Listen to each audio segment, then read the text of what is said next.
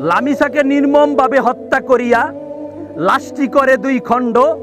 সেই নরপিশাচের এখনো কেন হলো না মৃত্যুদণ্ড? যে উকিল লামিসার বিরুদ্ধে আদালতে শোনাবে বাক্য, সে উকিলের দেহের রক্ত মাংস হারাম দিলাম আমি সাক্ষ্য।